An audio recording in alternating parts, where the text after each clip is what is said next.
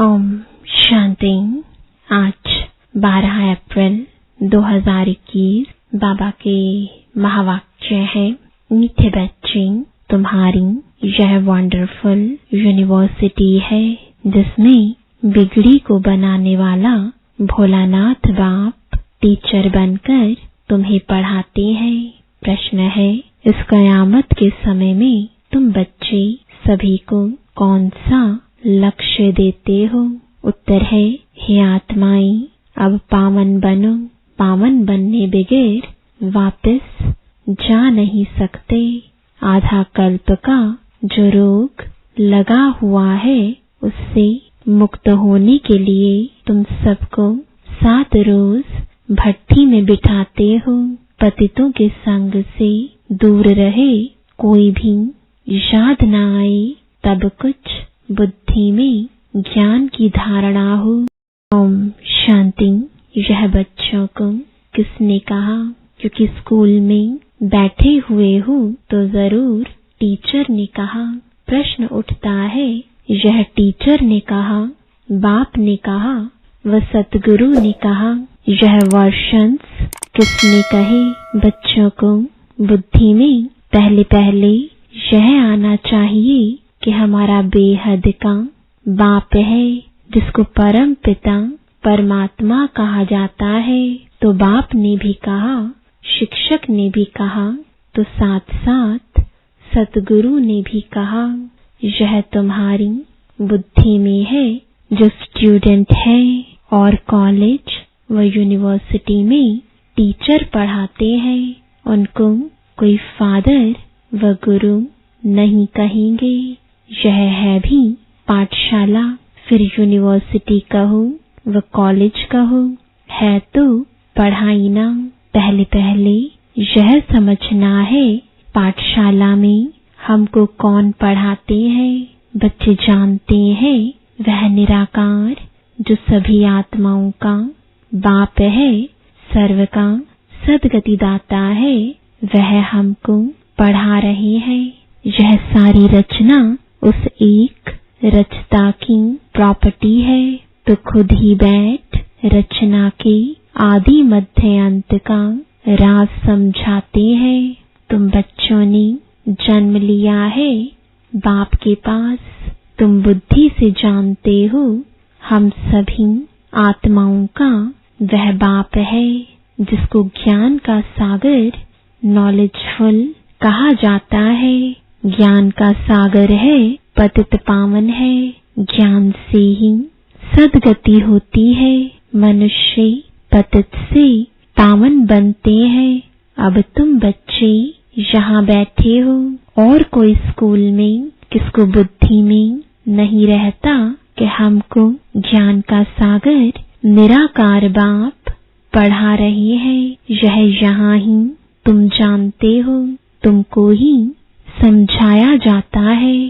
खास भारत आम सारी दुनिया में ऐसे कोई भी नहीं समझेंगे कि हमको निराकार परमात्मा पढ़ाते हैं। उनको पढ़ाने वाले हैं ही मनुष्य टीचर। और फिर ऐसा भी ज्ञान नहीं है जो समझे हम आत्मा है। आत्मा ही पढ़ती है, आत्मा ही सब कुछ करती है। फलानी नौकरी आत्मा करती है इन ऑर्गन्स द्वारा। उनको तो यह रहता है कि हम फलाना है, झट अपना नाम रूप याद आ जाता है। हम यह करते हैं, हम ऐसे करते हैं, शरीर का नाम ही याद आ जाता है, परंतु वह रॉन्ग है। हम तो पहले आत्मा है ना, पीछे यह शरीर लिया है। शरीर का नाम बदलता रहता है, आत्मा का नाम तो नहीं बदलता। आत्मा तो एक ही है। बाप ने कहा है, मुझ आत्मा का एक ही नाम शिव है। यह सारी दुनिया जानती है। बाकी इतने सब नाम शरीरों पर रखे जाते हैं। शिव बाबा को तो शिव ही कहते हैं, बस उनका कोई शरीर नहीं दिखाई पड़ता। मनुष्य के ऊपर नाम पड़ता है, मैं फलाना हूँ, हमको फलाना टीचर पढ़ा रहे हैं, नाम लेंगे ना। वास्तव में आत्मा शरीर के द्वारा टीचर का काम करती है, उनकी आत्मा को पढ़ाती है। संस्कार आत्मा में होते हैं, ऑर्गन्स द्वारा पढ़ाती है, पाठ बजाती है संस्कार अनुसार, परंतु देह पर नाम जो पड़े हैं उस पर सारे धंधे आदि चलते हैं। यहाँ तुम बच्चे जानते हो हमको निराकार बाप पढ़ाते हैं, तुम्हारी बुद्धि कहाँ चली गई? हम आत्मा उस बाप के बने हैं। आत्मा समझती है निराकार फादर हमको आकर इस साकार द्वारा पढ़ाते हैं। उनका नाम है शिव। शिव जयंती भी मनाते हैं।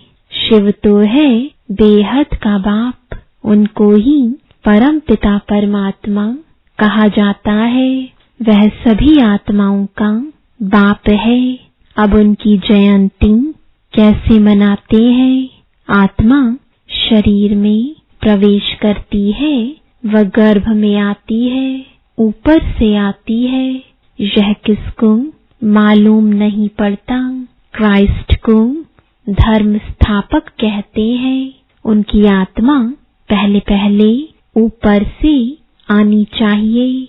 सतोप्रधान आत्मा आती है, कोई भी विकर्म किया हुआ नहीं है। पहले सतो प्रधान, फिर सतो रजो तमो में आते हैं, तब विकर्म होते हैं। पहले आत्मा जो आएगी सतो प्रधान होने के कारण कोई दुख नहीं भोग सकती। आधा टाइम जब पूरा होता है तब विकर्म करने लगती है। आज से 5000 वर्ष पहले बरोबर सूर्यवंशी राज्य था और सब धर्म बाद में आए। भारतवासी विश्व के मालिक थे। भारत को अविनाशी खंड कहा जाता है और कोई खंड था नहीं। तो शिव बाबा है बिगड़ी को बनाने वाला। भोलानाथ शिव को कहा जाता है, न कि शंकर को। भोलानाथ शिव बिगड़ी को बनाने वाला है। शिव और शंकर एक नहीं है, अलग अलग हैं। ब्रह्मा विष्णु शंकर की कोई महिमा नहीं है। महिमा सिर्फ एक शिव की है जो बिगड़ी को बनाते हैं। कहते हैं मैं साधारण बूढ़े तन में आता हूँ। इसने 84 जन्म पूरे किए, अब खेल पूरा हुआ। यह पुराना चोला, पुराने संबंध भी खलास हो जाने वाले हैं।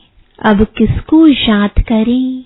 खत्म होने वाली चीज को याद नहीं किया जाता है। नया मकान बनता है तो फिर पुराने से दिल हट जाती है। यह फिर है बेहद की बात। सर्व की सदगति होती है, अर्थात रावण के राज्य से सबको छुटकारा मिलता है। रावण ने सबको बिगाड़ दिया है। भारत बिल्कुल ही कंगाल भ्रष्टाचारी है। लोग भ्रष्टाचार समझते हैं, करप्शन, एडल्ट्रेशन को, चोरी ठगी को, परंतु बाप कहते हैं पहला भ्रष्टाचार है मूत पलीती बनना। शरीर विकार से पैदा होता है, इसलिए इसको विशियस वर्ल्ड कहा जाता है। सतयुग को वाइसलेस कहा जाता है। हम सतयुग में प्रवृत्ति मार्ग वाले देवी देवता थे। कहते हैं पवित्र होने से विकार बगैर बच्चे कैसे पैदा होंगे? बोलो, हम अपनी राजधानी बाहुबल से नहीं योग बल से स्थापन करते हैं। तो क्या योग बल से बच्चे नहीं पैदा हो सकते हैं? जबकि है ही वाइसलेस वर्ल्ड, पवित्र गृहस्थ आश्रम। यथा राजा रानी संपूर्ण निर्विकारी तथा प्रजा यहाँ है संपूर्ण विकारी। सतयुग में विकार होते नहीं, उसको कहा जाता है ईश्वरीय राज्य। ईश्वर बाप का स्थापन किया हुआ अभी तो है रावण राज्य। शिव बाबा की पूजा होती है जिसने स्वर्ग स्थापन किया। रावण जिसने नरक बनाया उसको जलाते आते हैं। द्वापर कब शुरू हुआ यह भी किसको पता नहीं है। यह भी समझ की बात है। यह है ही तम प्रधान आसुरी दुनिया, वह है ईश्वरीय दुनिया। उसको स्वर्ग दैवी पावन दुनिया कहा जाता है। यह है नरक पतित दुनिया। यह बातें भी समझेंगे वही जो रोज पढ़ेंगे। बहुत कहते हैं फलानी जगह स्कूल थोड़े ही है। अरे हेड ऑफिस तो है ना, तुम आकर डायरेक्शन ले जाओ, बड़ी बात तो नहीं है। सृष्टि चक्र को सेकंड में समझाया जाता है। सतयुग त्रेता पास्ट हो गया, फिर द्वापर कलयुग यह भी पास्ट हुआ। अभी है संगम युग। नई दुनिया में जाने के लिए पढ़ना है। हर एक का हक है पढ़ना। बाबा हम नौकरी करते हैं। अच्छा, एक हफ्ता ज्ञान ले फिर चले जाना, मुरली मिलती रहेगी। पहले 7 रोज भट्टी में जरूर रहना है। भल 7 रोज आएंगे परंतु सबकी बुद्धि एक जैसी नहीं रहेगी।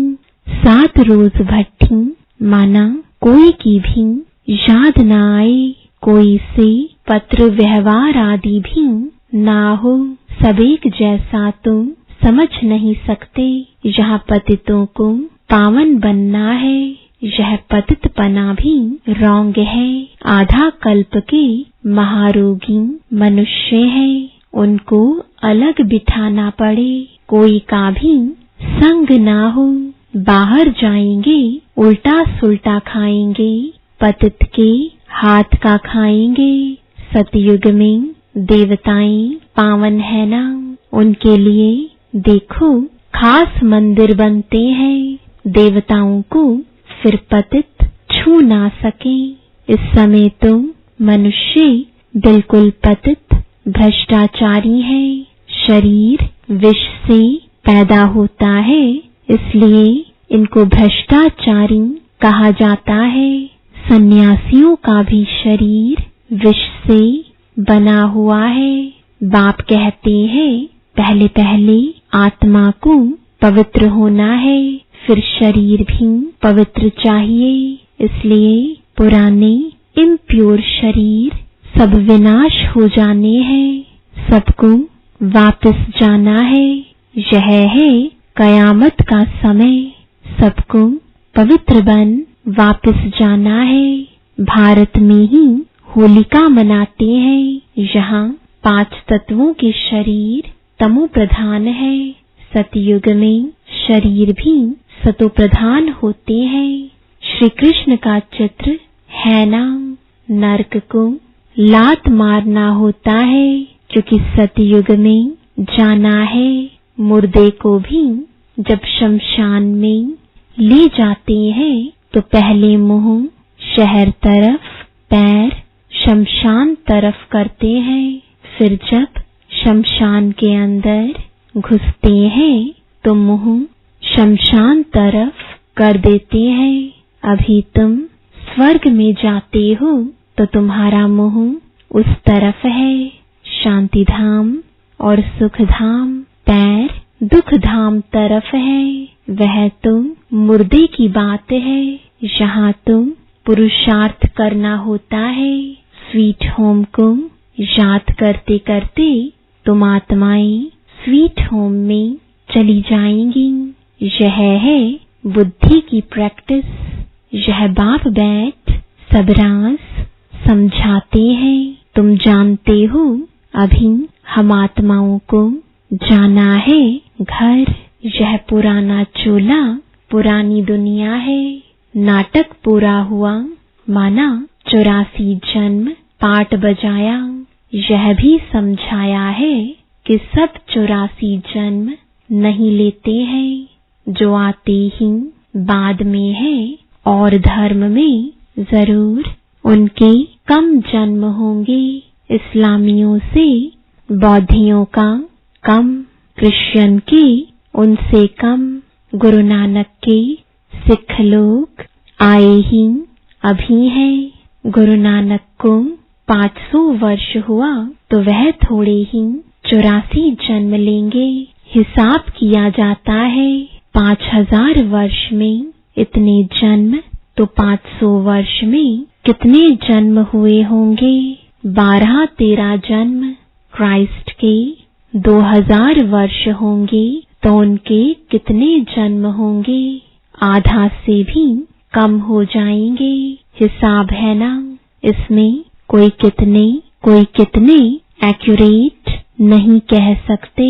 इन बातों में डिबेट करने में जास्ती टाइम वेस्ट नहीं करना है। तुम्हारा काम है बाप को याद करना। फालतू बातों में बुद्धि नहीं जानी चाहिए। बाप से योग लगाना, चक्र को जानना है। बाकी पाप नष्ट होंगे याद से। इसमें ही मेहनत है। इसलिए भारत का प्राचीन योग कहते हैं, जो बाप ही सिखाते हैं। सतयुग त्रेता में तो योग की बात ही नहीं। फिर भक्ति मार्ग में हठ योग शुरू होता है। यह है सहज राजयोग। बाप कहते हैं, मुझे याद करने से पावन बनेंगे। मूल बात याद की है, कोई भी पाप नहीं करना है। देवी देवताओं के मंदिर है क्योंकि पावन है। पुजारी लोग तो पतित है। पावन देवताओं को स्नान आदि कराते हैं। वास्तव में पतित का हाथ भी नहीं लगना चाहिए। यह सब है भक्ति मार्ग का रस्म रिवाज। अभी तो हम पावन बन रहे हैं। पवित्र बन जाएंगे तो फिर देवता बन जाएंगे। वहां तो पूजा आदि की दरकार नहीं रहती। सर्व का सद्गतिदाता है ही एक बाप। उनको ही भोलानाथ कहते हैं। मैं आता हूँ पतित दुनिया, पतित शरीर में, पुराने रावण राज्य में। हाँ, कोई के भी तन में प्रवेश कर मुरली चला सकते हैं। इसका मतलब यह नहीं कि सर्वव्यापी है। हर एक में तो अपनी अपनी आत्मा है। फॉर्म में भी लिखवाया जाता है तुम्हारी आत्मा का बाप कौन है, परंतु समझते नहीं है। आत्माओं का बाप तो एक ही होगा। हम सब ब्रदर्स हैं। फादर एक है। उनसे वर्षा मिलता है जीवन मुक्ति का। वही लिबरेटर गाइड है। सभी आत्माओं को ले जाएंगे स्वीट होम। इसलिए पुरानी दुनिया का विनाश होता है। होलिका होती है ना। शरीर सब खत्म हो जाएंगे। बाकी आत्माएं सब वापस चली जाएंगी। सतयुग में तो फिर बहुत थोड़े होंगे।